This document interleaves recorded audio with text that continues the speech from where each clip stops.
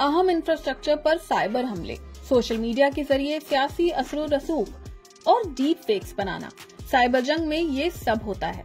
लेकिन ये साइबर जंग आखिर है क्या? अब तक साइबर वॉर की कोई बाकायदा तारीफ नहीं है। बुनियादी तौर पर इससे मुराद इंफॉर्मेशन टेक्नोलॉजी के जरिए दूसरे ममालिक को नुकसान पहुंचाना है, चाहे वो सियासी तौर पर हो या Askari.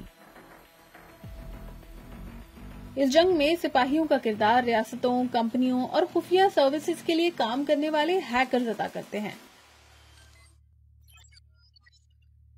Vor allen Dingen kann man heute noch eine stärkere Professionalisierung der ganzen Branche. आज ये हैकर मर्सिनरीज पेशेवराना तरीके से काम करते हैं। अब तनख्वाहों की अदायगी, मुलाजमतों और इस सिलसिले में अहम ममालिक के हवाले से बहुत कुछ बदल चुका है। ये मार्केट बहुत बड़ी हो गई है। Da Schwerpunkte liegen, das ist einfach größer, der Markt. Digital technology पर हमारे बढ़ते इन्हिसार के साथ साथ साइबर वॉरफेयर भी अहमियत इख्तियार करता जा रहा है। किसी अस्पताल पर साइबर हमले से इलाज में खलल पड़ सकता है और पावर प्लांट के कंट्रोल सिस्टम पर हमले से बिजली की फराहमी मुअत्तल हो सकती है।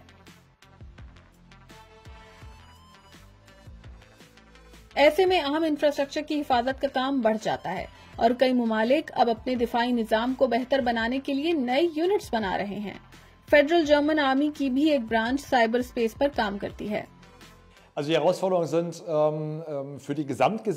हमारे लिए सबसे बड़ा चैलेंज ये है कि साइबर स्पेस में रिवायती तरीके से अफवाज के दरमियान लड़ाई नहीं होती, तो इसके लिए मजमूई तौर पर माशरे को कैसे तैयार किया जाए।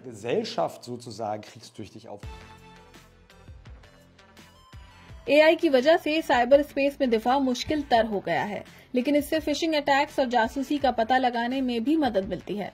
रिवायती जंग में जंगजुओं की शनाख्त आसान होती है, लेकिन साइबर स्पेस में नहीं। हमलावर का पता लगाना और उसे ढूंढना बहुत ज्यादा मुश्किल हो जाता है। इस तमाम सूरत हाल के पेश नजर साइबर स्पेस में तहफ़्फ़ुज़ को कौमी सलामती पॉलिसी में तरजीह दी जा रही है।